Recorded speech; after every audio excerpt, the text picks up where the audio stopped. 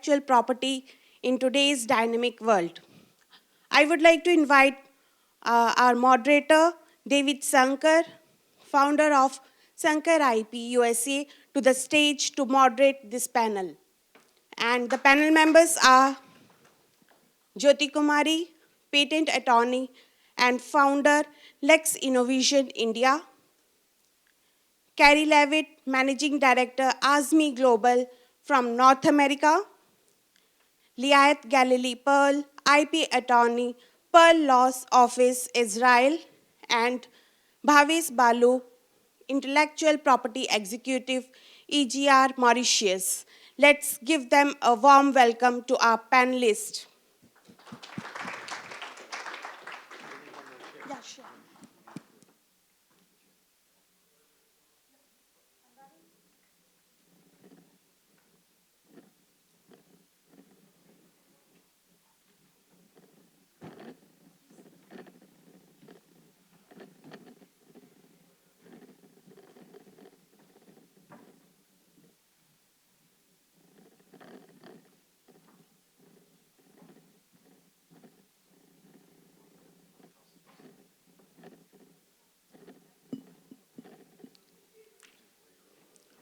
Over to you, David.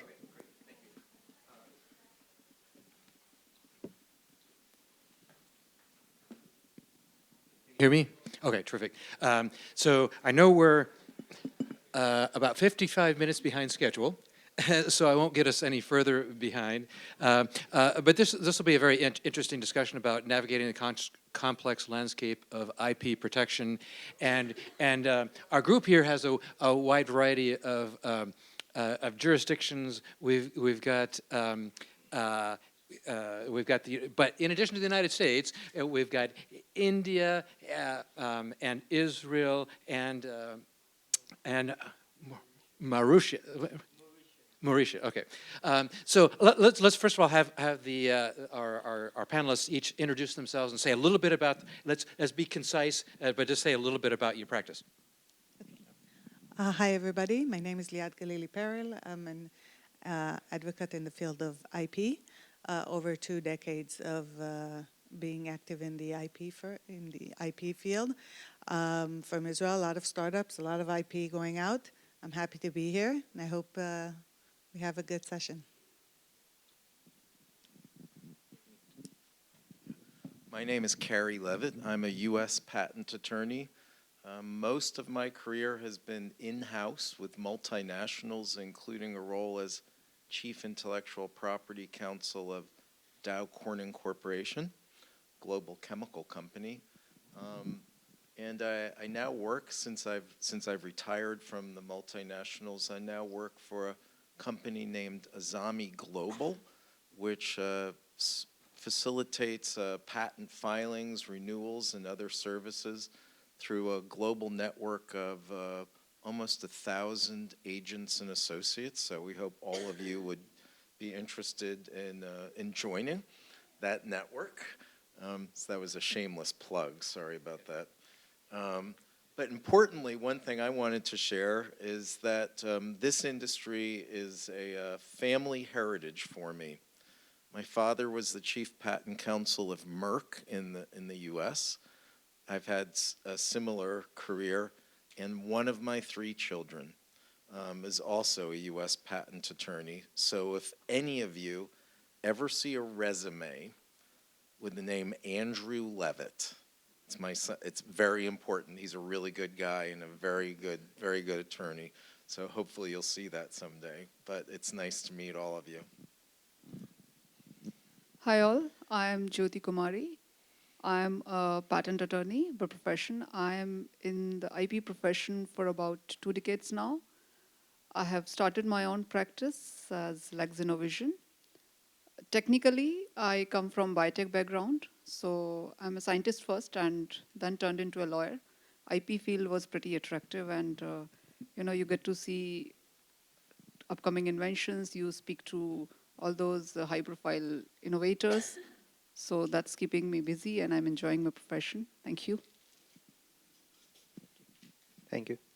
Hi everyone, I'm Bhavish Balloo from Mauritius, I've been in the IP field for nearly a decade, and I'm so honored to be sharing the same stage with all my colleagues, which I'm sure will be friends.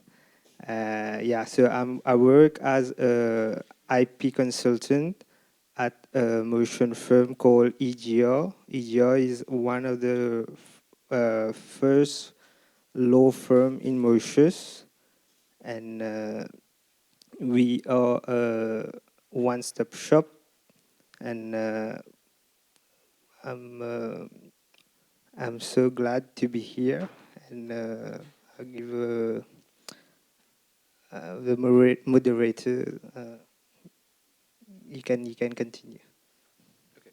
Sorry, David. Sorry, yes, David. yes. You can continue. Okay, terrific, thank you. So one of the things here, but of course there's lots of countries represented here, and each of the countries has their own unique issues, and so one of the things I want to start with here is just within the jurisdiction you work in, what are some of the problems, and more importantly, what are some of the solutions that you use to solve some of those problems? So I want this to be as practical as possible in terms of advice. And let's just start with you, Liat. Okay. So hello, everybody. In Israel, there are a lot of startups, a lot of IP going on, and one of the big problems is timing. A lot of time until a patent application is examined. Things change. Technology goes involves very, very fast, moves forward, and then the law always stays behind. So Israel has two solutions for these type of things. First of all, we have a very, very fast expedited examination. If you get an expedited examination in Israel, you can get your first office action within 3 months. You can request to receive it in English to save translation costs or translation errors. And also, a huge benefit of this is that you can actually withdraw your application before it's published in case the examiner finds anything. So that's a very big plus to a lot of companies that are very anxious about disclosing their technology without knowing if and when they'll get a patent and for which technology. So that's one thing. And you can get your expedited examination for various reasons. For example, if you start your first filing in Israel, just for that, you can get your expedited examination, and that's in addition to applicant age, medical condition, and so on. And they also have benefits for certain circumstances, like during the COVID period, and also now with the war in Israel. So they're really looking to have your patent examined fast. So they're giving more and more reasons and options to do so. Another solution is a very unique clause in the Israeli patent law that I'm not aware of such a clause in any other jurisdiction. It says that if you get your patent allowed in a parallel country, out of a list of countries, but most of the big ones are there, you can actually request from the examiner, file a request to get an allowance without any examination, no search. Okay, so if you have a parallel application, for example, in the US, you got your allowance, you can file a request to the examiner saying, please don't examine my application, just give me an allowance. Okay, and that's very unique. It saves you a lot of time, a lot of costs, a lot of uncertainty. We use this clause pretty much, and the examiners like it as well because they have less work to do. So I guess the main issue is certainty and timing, and Israel is really, really trying to deal with that in a very efficient way. And we can see the graph going up. About 20% of the applications in Israel are using this clause to get an allowance without any examination. So that's a really huge benefit. And lastly, Israel is a member of the global PPH. So basically, if you get your allowance in Israel pretty fast, you can expedite your examination using the PPH program almost in any other country in the world, which is also a very big benefit. So I actually have a question. You mentioned about 20% of the applications use the process where there's no examination. Just the clause, yeah. Why isn't it more? It Well, should be I guess- 100%. Well, I guess most of the foreign applicants are not aware of this clause, and I guess the attorneys should offer it more often to people, to their clients. Also, the examiner is not obligated to accept it, but they usually do. So it's not automatic, but they still like it, and it's a great clause. We use it a lot. Saves everybody a lot of time and energy.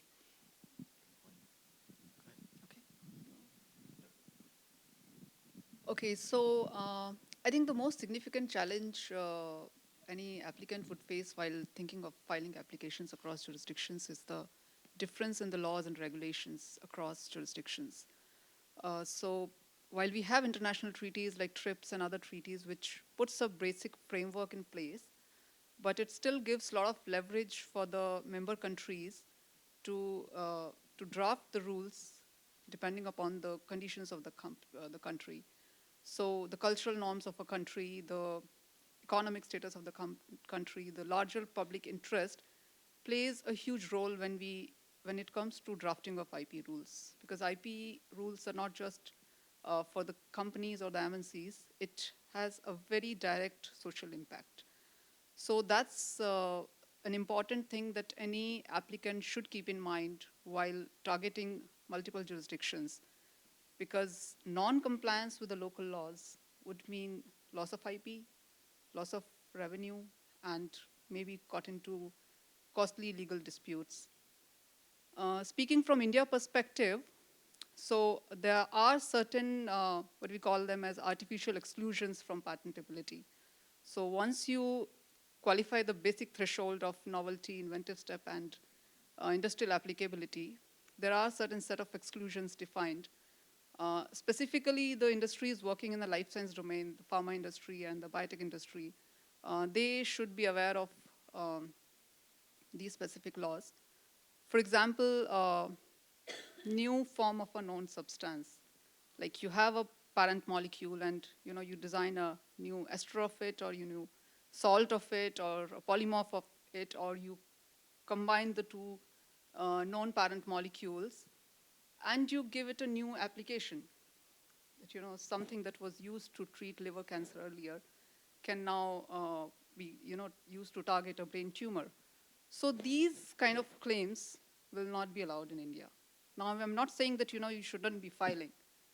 You should be aware of it. And while you're writing the claims and you're targeting India, the language of the claim has to be in a way that you do not write the word use. You should avoid writing the words treatment and use. So consulting a local attorney at that very stage is important if you are actually, from the beginning, that these are the countries of your interest. So matter of treatments are not patentable, for instance, or plants or animals as a whole are not patentable, whereas you can get these claims in US. So these are the specific things which need to be kept in mind. So specifically in India, data points play a huge role. So you are advised always to the applicants is to keep the data set ready. Whatever experiments you have done in lab, even if you're not filing it in the specification for whatever reasons, you need to have it properly docketed. If required, tomorrow we can submit it in form of an affidavit. Then certain other provisions one should be aware about is if you're using a biological material from India, you have to obtain, if you're a foreign national, before you access it, you have to obtain permission from India. And we have seen applications getting in trouble because of this. Because if your invention is based on a biological resource which is obtained from India and you have not sought earlier permission, then it will not be granted. So the government has done their best to accommodate these kind of situations. They've opened window period where you can go and apply before the government to seek permission. But I think these are the issues which one should be aware about. And I think how to tackle with is when you know that you're going to target these 10 countries, it's important that you understand the laws of those countries. You have a good team. Having a good team at the end is important. Then in terms of certain benefits with India, we are giving a lot of push to startups. So the official fee in some cases 80% to 90% reduced for the startups. And then there is provision for expedited examination for the startups. For women applicant, you can again pick the expedited route, which means then that the grant of the patent would be even less than a year. So we have seen applications being granted in 6 months, 9 months, generally less than a year when we take up the expedited route. So that's from India perspective.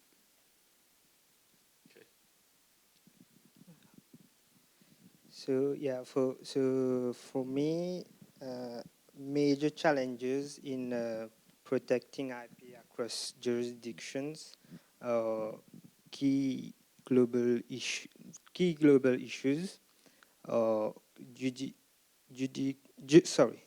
jurisdiction differences. Like every country has its own IP laws and processes, which can complicate protection for multinational businesses, because each and every country is different. And you have enforcement gaps as well. Some jurisdiction lack strong enforcement mechanism, leading to challenges in tackling counterfeit or piracy. And there is also cost and accessibility, like high costs, and enforcing IP rights globally can deter smaller businesses. And lastly, there is emerging issues such as digital piracy, AI-created works, and cross-border IP infringement are rising concerns.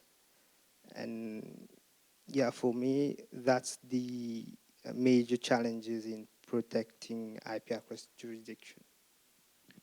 Okay, and I had one follow-up question for Jyoti. It was regarding the women applicants. So if you've got a business entity and you've got inventors are women, what's the exact requirement in terms of getting that?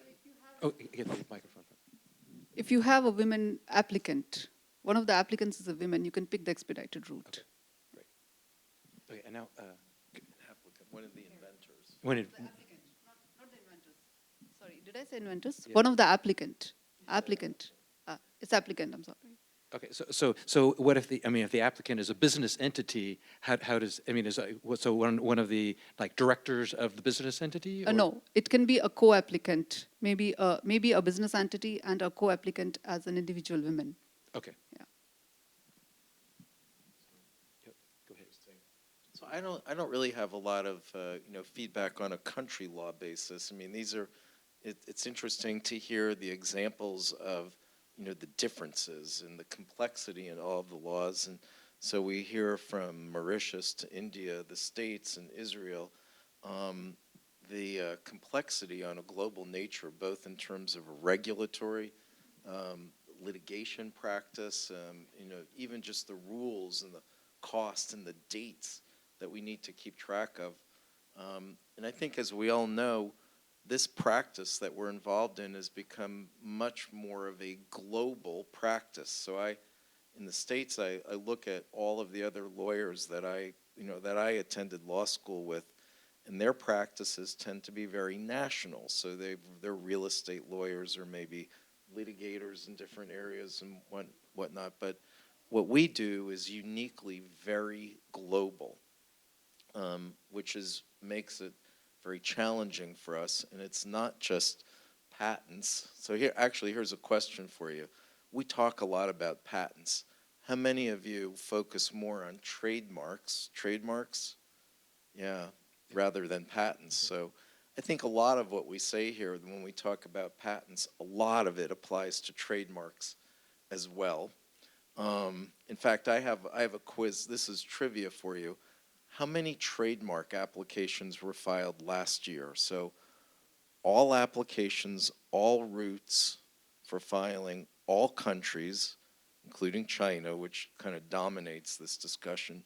How many trademark applications were filed last year? Any guess? Globally, yeah.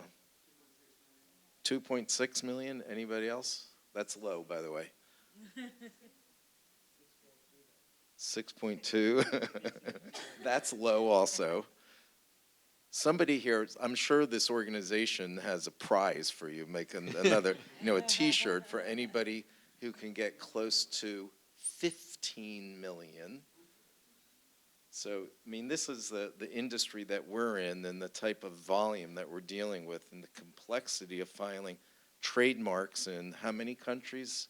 As many as, what, 150 countries perhaps in some cases, and then patents as well. So it's really crazy. So for me, spending most of my time as an in-house, as a lawyer with a multinational, I try to think about how do we navigate through the complexity of the different laws and how do we take advantage of a women applicant and the benefits of that, or Israel with expedited prosecution where you don't necessarily need examination. I didn't even know about that, but so the one thing that we always focused on is really translating the legal practice that we're here into a business mindset.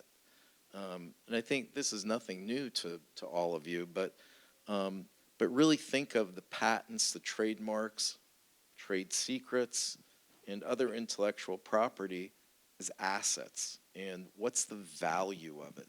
So if we can understand the value, or as practitioners, how do we help our clients understand the value of those assets, that will help drive a lot of the strategic decisions. Do we want to go into Israel and in a country where perhaps we want expedited prosecution? Do we want to go into India, and especially if we have a female inventor now, I know that. A female applicant, thank you. But navigating through all that, but for me the foundation is understanding why you own those assets in the first place. Do we own them for defensive purposes? Are we going to talk to some of the folks on the prior panel about enforcing our rights and litigating? Are we owning them perhaps for licensing and finding ways of extracting value? And a lot of this is done in a corporation in a multifunctional way. So it's not just lawyers, but we try to the extent possible to make sure that we understand the business, working with our business colleagues. Maybe a finance expert at times may need to help us value those assets. The lawyers, of course, in understanding the scope of protection and the rights that we have, but doing it cross-functionally, understanding the value that helps define the strategy, and then working with our colleagues around the world in a cooperative way. Finding the right resources globally is challenging. So when you think about the complexity that we've just talked about, being able to manage that global practice and find the right resources, something that's pretty cool, because that's something that my company does now. Azami has this gigantic network of agents around the world that can find the right person who's got the expertise in life sciences or chemical or mechanical and knows the laws and can help you navigate through filing and understanding the cost and managing the dates and all of that. But finding those resources, again, is not trivial.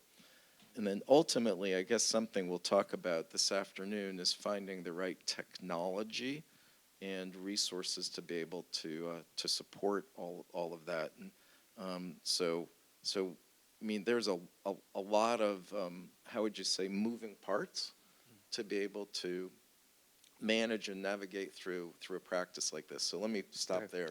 Okay, and I was going to say a little bit more about my practice is also in the United States. I work out of the Silicon Valley, dealing with a lot of software and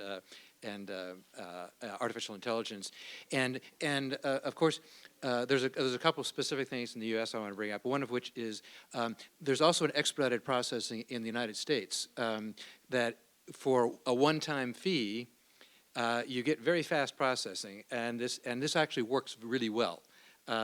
and there's actually, in addition to the fact that it gets examination quicker, so typically about 2 months, there's also, at least based upon my experience, there's a difference in the examiners who are assigned to the cases that get expedited processing, and my experience with those examiners is better.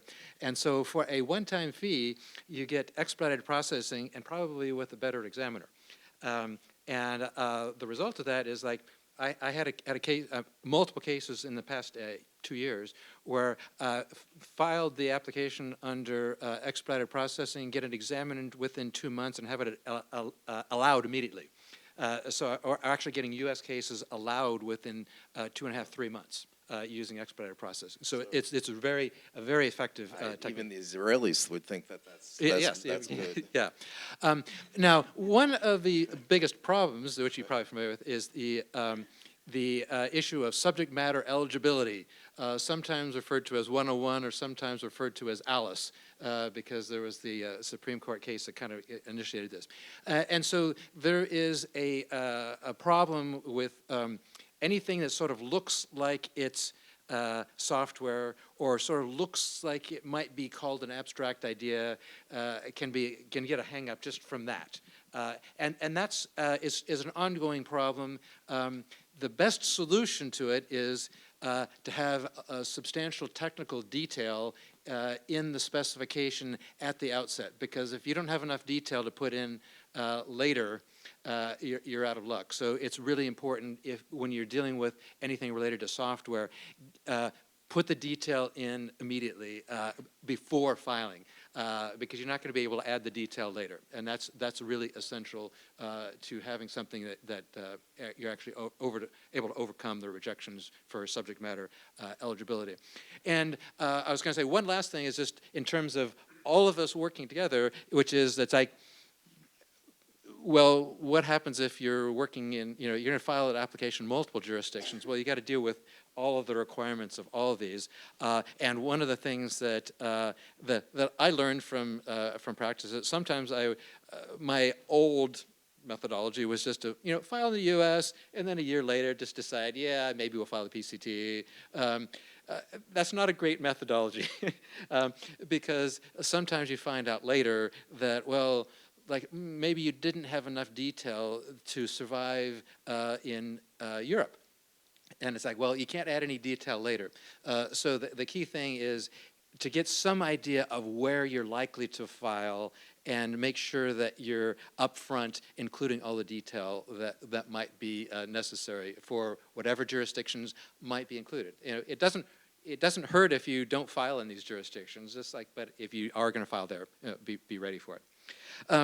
So one of the other things that comes up here is just a question of, well, are there any issues other than just law? Because we've got the laws in these countries, but and I know specific, Jyoti, you had some thoughts about some things that were maybe not just laws, but what are some other issues that come up? And also, we've been talking a lot about patents too. So also, if we think of it in the context of both patents as well as trademarks.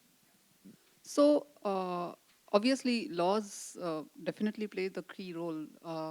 But there are other issues like the population size of a country, where it is both an opportunity as well as a challenge. An opportunity because you get a good consumer base, you get a huge market. At the same time, there would be challenges in enforcing the rights, because the population size is big, you cannot track the infringements very clearly. It becomes all the more difficult in cases of trademark infringements and copyrights, because you do not know who's copying your text, in which market your book is copied and sold without labeling, and who's using your mark without your approval. So this is another issue, So a big market, a big population size provides you a good market. At the same time, you have to be on your toes to track any possible infringement of your IP, whether it is in terms of patents or trademarks or copyrights. The other issue, of course, is cost, because when you're targeting multiple jurisdictions, you have to manage your cost at the time when you're deciding to enter the jurisdictions. In countries where there is need of translation, so that time the cost suddenly exaggerates, and it happens, we have seen it happening practically where the client comes to us and says, we have this budget and these are the target countries. And then when we tell them that, if you're going to file in, say, China or Japan or Korea or any other countries, there is a cost of translation, and translation has to happen at every stage. When you file the application, when the office action comes, when you want to read the office action, because they'll issue the office action in their native language, and you'll not be able to read it. So the cost of translation is something that needs to be kept in mind along with the cost of filing and the attorney's fee. Other issues obviously are like GIs and traditional knowledge are often neglected when we talk of IP. Of course, there are conventions coming up and we have conferences talking about GI. But while any entity is labeling the product, they have to be careful not to label it in a manner that it sounds similar to a GI, or not to infringe upon anything which is utilizing the traditional knowledge of a country. So obviously, when we talk of novelty, it takes care of the traditional knowledge, but then traditional knowledge in itself is a domain, in itself is an existing knowledge. So for example, in India, they say traditional knowledge as such is not patentable. But still, whenever your invention is based on something which is coming out of a traditional knowledge of a country, you have to be careful of the language that you're using to draft the claims. The other point that becomes very important during the prosecution stage is the very careful use of the prosecution of a different country. For example, I think in Europe, for the technical advancement, for the inventive step, alternative solutions to a known problem is patentable. But if we talk of India, for the inventive step, the criteria is technical advancement. So to establish inventive step, your invention has to be technically advanced to what is known in the prior art. So in such case, if you take defense from US, so from Europe, that my case is granted there, and this is a submission that I gave and I wrote that this is an alternative solution to an existing problem, and you show the data there in the Europe, you're in soup. So these are the issues that one should, of course, and AI, of course, everyone's talking about AI. So internet is so easily accessible, there are digital platforms, and then AI is all around, ChatGPT is all around. So the threat of data security is real.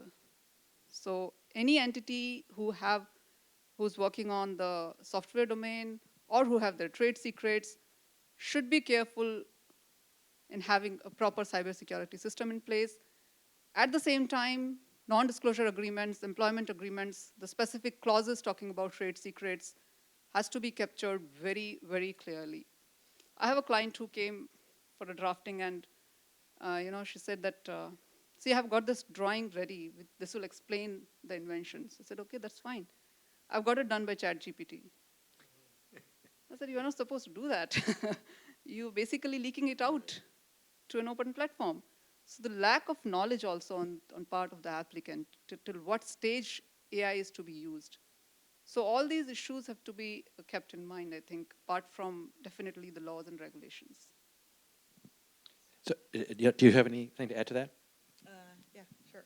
Go ahead. So I guess it all comes back a lot of times to the strategy. I'll give you an example. When I was a partner in one of the big firms in Israel before I started my own firm, one of the clients came by and they filed a U.S. provisional patent application for him, and then after a year, a PCT. And by the time we got to the national phase, we asked him, okay, what countries do you want to file your patent application? And he said, oh, I have a ski mask, so a camera for a ski mask, so I need just 2 countries. So why did we go through all of that? I mean, a waste of time, a waste of money, but they just do it sometimes almost automatic, offering people, the kind of same patent applications. So this client didn't need all of that. We could just have filed in these 2 countries up front and saved him all of that. So it all comes back to the strategy. Another aspect of the strategy is doing the right balance between trade secrets and patents. The client sends you everything. but some of the things you don't have to put inside, you don't have to include in the patent application. And you can tell the client, okay, this you can keep as a trade secret. The clients need us as their attorneys to tell them that. They don't know that many times. They're not aware of that. Or sometimes they would keep information from us, which we need for the patent application. So it's always it's a sensitive balance. Also, if a client is going to file a patent and a design, one could be cited as prior art to the other. So sometimes you would want to file the design and the patent application at the same day, or in different countries on the same days. So this very sensitive strategy has to be done at the start. Also grace periods, in the US there's a 12-month grace period, in Israel only for designs. All of these type of things need to be upfront. So it all comes back to the strategy, synchronizing the different type of patent applications like a utility model or US provisional, and then synchronizing all the IP type of protections. Also synchronizing the IP with other fields like privacy, okay, privacy by design. Okay, when a client starts developing his software, you might want to just tell him to pay attention to this side as well, because we've had clients a lot of times, developing a product, getting a patent, and then they decide, okay, we can't use this because it violates privacy issues and stuff like that. Also, taxation issues many times when they do assignment of rights of patents. So there are many, many other aspects that we as attorney are not always experts in all of these aspects, but we do have to raise them. We do have to tell the client, okay, pay attention to that as well, check this as well. And they expect that from us. So I guess these are the main things that I have in mind regarding strategies. Terrific. Do you have any? I only have one. That was amazing. But I have only maybe one minor thing to add to the discussion. And from a strategic perspective, reminder that especially for patents, we've got a 20-year term. So the strategic decisions should consider not only the current situation, circumstances, but what we might project 20 years from now. And I'll give you an example. So you were talking about understanding the population of a country or maybe the competitive landscape. And when I was making decisions, say 15 years ago, about countries to file in, at that juncture, very few companies were filing in China. And then all of a sudden, everyone was, and everyone is. So, and I know in my tenure, Dow Corning went from filing 0 to filing 100% in China within a short period of time. And so, but then I went to the business, and my question was, what's the next China? Because 20 years from now, maybe there's another country, another jurisdiction that might be relevant. It could be Brazil, right? I'll tell you what they told me. This is in the chemical industry, manufacturing, Indonesia. So all of a sudden, we started filing patent applications in Indonesia, anticipating that might be the next hot area. So thinking ahead as part of the strategy, right? Did we miss anything? Yeah, I was going to say, if there's anything to add there, but one of the things that also was brought up, one of these is the role of artificial intelligence, and I think that's when we're talking about the complexities, at least talking about a little bit about that. So let's start down at the end, and in terms of does artificial intelligence have an effect, and if so, what does it within Mauritius? So in Mauritius, we haven't yet introduced AI, not only us at the IPO as well. It's the same thing. So about that, it's really we are getting there. We are getting there. There there are some signs that we are seeing, because like today I came here, I'm learning them as well, they are going. So for the time being, there's nothing. But we are trying to catch up, and I'm seeing positive signs, but for the time being, nothing. Okay.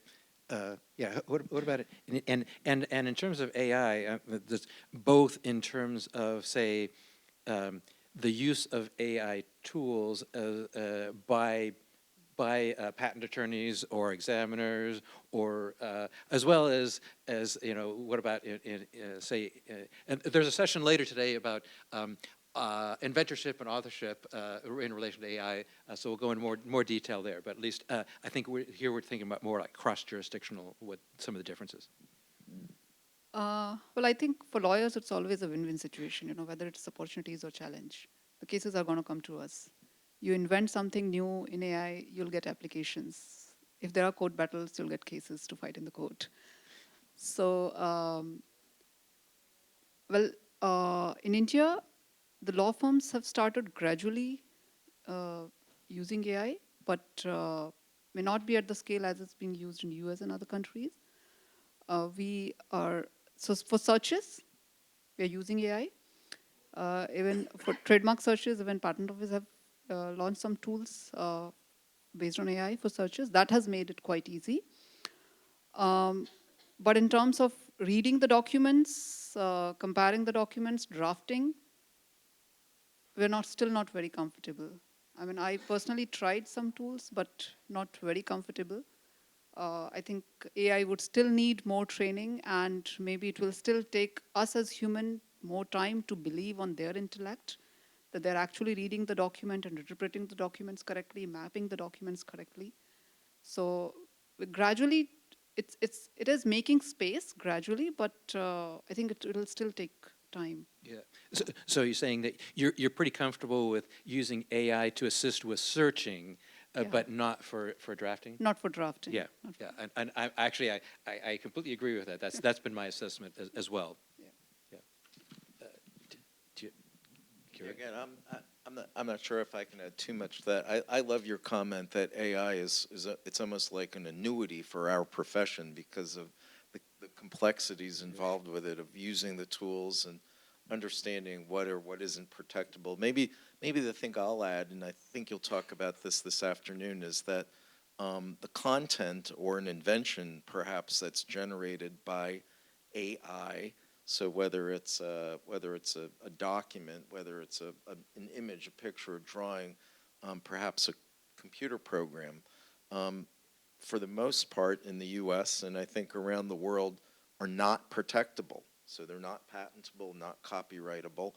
And of course, we in our profession are now finding clever ways of trying to extract some level of protection, because there's very few documents that are only AI generated. Of course, then you modify it, add, edit or whatever. And same thing with inventions. So there's always some way of trying to find some measure of protection. And it'll be interesting to see how we navigate through those challenges, and as lawyers to provide some level of intellectual property protection. I just want to say that AI should be used as a tool, not as a result. I guess sometimes it all comes down to that. You can see in the academic institutions, I've once had a student file a work for me, and I looked up the court decisions and couldn't find them. And I looked them up again and couldn't find them, and asked my husband to look it up for me, and he couldn't find them. And it turns out they were just, invented by the AI. So there's also lawyers that file things to court, expert opinions that don't exist, and so on. AI is great. It's a great tool, but it should be seen as a tool. Otherwise, it could be very, very dangerous. And I guess with respect to ownership and so on, we're all guessing around a lot of times. But think the way to go is to tell the clients to be on the safe side as much as possible. For example, if there's an AI Act in Europe saying that you should mark your AI product or so on, then I would tell my client, do it. You know, even if in Israel you don't need to, just do it. Be on the safe side. Go be as harsh as possible, because the word is going, you know, like in the GDPR, is going someplace. So it's better to be safe than sorry, I guess. Okay, thank you. So before we get to the questions, I was going to ask one more general topic is, in all jurisdictions, there's some form of either continuation or division practice, and I think maybe the United States is a little more generous on this than some other jurisdictions. But let's talk about that in the jurisdictions that we're aware of. And just what's going on? Continuation and division. Yeah, continuation, and of course some of us just sort of kind of loosely call them the same thing. So that's why I say let's deal with both. Yeah. Divisionals are allowed in India. There is a recent amendment. So earlier, divisional out of divisional was not allowed. I think in the US it's like pretty easy to file divisionals out of divisionals as continuation applications. But divisional out of divisional was not allowed. Divisional from the parent application was allowed. And you could file the divisional only till the time when the parent was, before it was granted, before the issuance of patent certificate. But there has been recent amendments, and the way we are interpreting it is that divisional out of divisional is allowed now, but it is still to be tested. There have not been any case yet. And what we are also hoping is that when we file a divisional out of divisional, patent office is going to resist this, because this has been a practice for generations of not allowing divisional out of divisional. But the way we are interpreting the new law, it should be allowed, and I think fairly it would need one decision from the courts to get this rolling.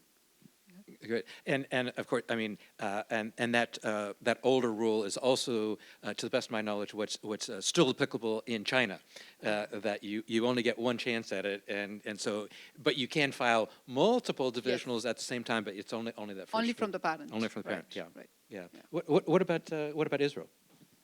Well, in Israel you can file divisionals as much as you want, but we don't have CIP or continuation. We do have patent of addition.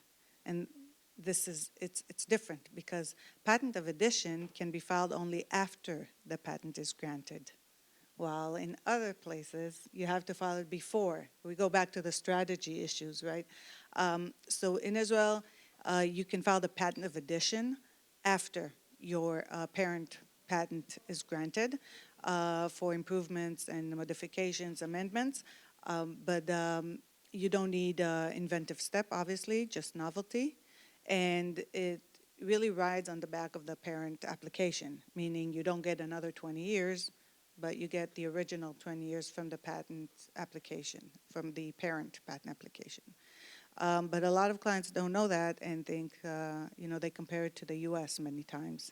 CIP, continuation, and it's really different. So it goes back to strategies. Yeah. Yeah. So how does that work? What do you add? Well, if you have a modification, an improvement to your product, again, it's only novelty. You don't have inventive step, because if you do, they would ask you to file a new patent, and they will do a new search. But if there's no inventive step, only novelty, like a small improvement, a small modification to the product, then you can file the patent of addition. I have to say the examiners don't like it very much. Yeah, they don't, but it's a good way when the client really has a small, minor improvement and he really wants to protect that as well. So. I mean, again, so continuation practice in the U.S. is a big thing. As a reminder, there's a cost to it, so filing those continuations, divisionals can start to become costly. So I think in practice, companies, inventors tend to focus on their most valued, or what they think are their most valued patents, and then in general the practice is keep them alive. So always file a continuation so that you have the opportunity to amend it in response to office actions, so what you think may be patentable, changes in the market, changes in your invention. so that you have the opportunity to then amend the claims and get the broadest protection that's relevant, the broadest relevant protection. So that's very common in the U.S., right? Yes, and just as I have reviewed portfolios sometimes and said, okay, well, look at the claims from the first one and the second, the continuation, and it's guaranteed that the quality of the claims and the second one or third one are going to be better than the first one, and almost always the third one is better than the second one. It's like it's just guaranteed. And in U.S. practice, the continuation doesn't have to be on substantially different subject matter. It can be the same subject matter, just claimed better. The USPTO did just change the law slightly on continuations to because in historically you could file continuations as long as you had a parent active, and it was just the cost of filing a new application. Now, if those continuations are filed after 6 years, there's a supplemental fee that you have to pay, and if it's 9 years, it's a even higher supplemental fee. So the cost of filing continuations, if you continue doing it, will be higher, and that hasn't been the case before.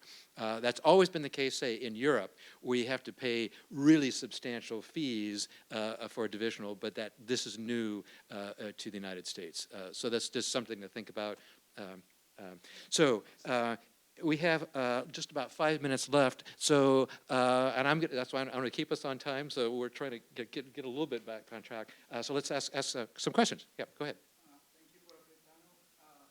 Actually, about cross-borders kind of prosecution of different cases or patent portfolios. I'm interested to know your perspective about using PPH. Patent prosecution highway programs, and now a lot of countries are actually contributing to this BPH. So what's your perspective on it? What's your experience on it? Okay, yeah, so basically asking about, patent prosecution highway is available under certain circumstances, and the question is, and so theoretically, it's supposed to be, if application has been allowed in one place, then it can be allowed more quickly in other places. I was going to say, just from a U.S. and European standpoint, at least what I found is that the U.S. examiners aren't too keen to accept the opinions of others, and I found the same to be true for European examiners.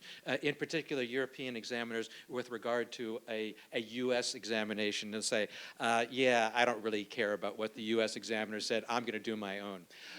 So at least in the U.S. and Europe, they're not particularly likely that to be very useful. But I'm interested in these other jurisdictions.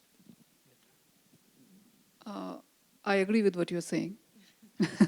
So we have filed applications for some of our clients across various jurisdictions, and we tried taking this route. India is not a member of any PPH program. We became for a while with Japan, but it's also ended. It was a time-bound treaty. But that's the same, but the Asian countries would accept the opinions of US and European patent offices. So it at least makes it easier for some of the countries. It saves you the cost and time for some of the countries, but US and Europe are pretty rigid. But practically also, these are the benchmark countries which we, first we'll try seeking the protection there, and then we move to the other countries. That's practically the approach that's adopted. It's more. Yeah.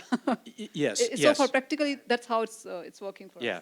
So I actually do use that in some cases, like for filing in China, and that works great. Yeah. So if I've got a U.S. case allowed, then file in China. That works. I'd just like to say I'm all for PPHs. I think it's great to get first in line. It's always great to be first in line because technology changes, examiners change, new bosses, like we had in another panel, like when an examiner said, well, I have new restriction, I have a new boss, more office actions, and so on. So time is of essence. So PPH is great. 2 pitfalls you might want to look at. First of all, costs. If your client doesn't have any funds, then getting the rounds of the office action now and not in a few years, that could be problematic. And the other one is amendments.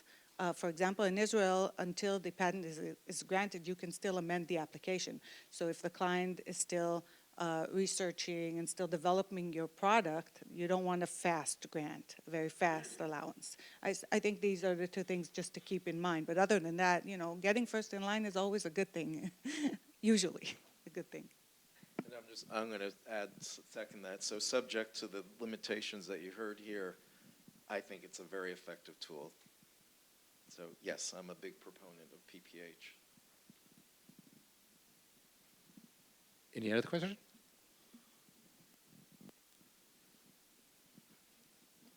Well, in that case, let's go ahead and finish off. And I want to thank all the panelists for their thoughts today. And I think this, I hope this was useful. Thank you, David. Thank you so much, David. Now it's time to give a appreciation to all the panel members as well as to the moderator. First of all, I would like to request David to honor Liat.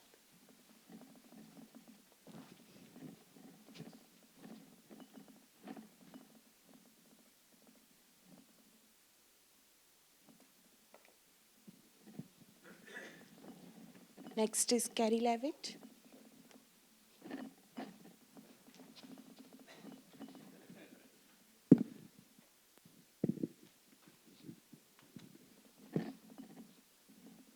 Bhavish.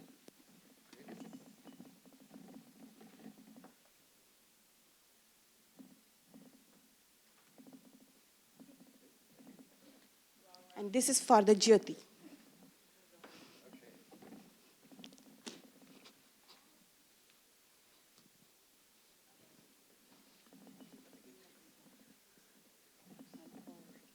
And this is for you. For me. Yeah.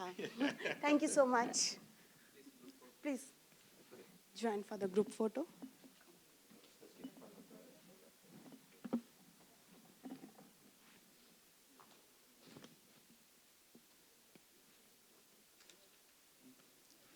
Thank you to all the panel members as well as to the moderator. Now, moving to our next session. Our next session is a special talk on copyright protection for artificial intelligence output. We are honored to have Pablo Fernandez, a notable expert in his field, to share his thoughts.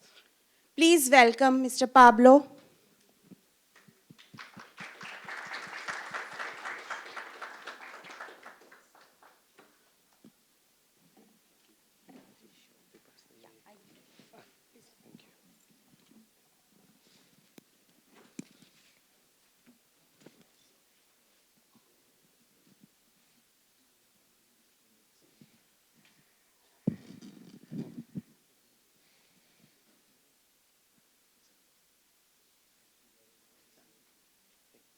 Possible to